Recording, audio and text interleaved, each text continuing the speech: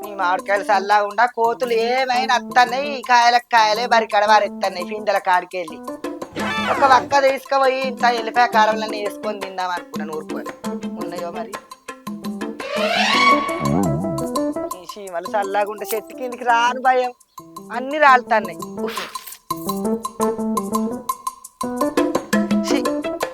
కడుపు నిన్న తిందామంటే అప్పుల బాడుకావులు కళ్ళల్లో మెరవట్టే ముండ కొడుకున్న రోజులు అయిన దానికి కాని దానికి పెట్టుకొని దివాల తీసి ఆయనతో చచ్చే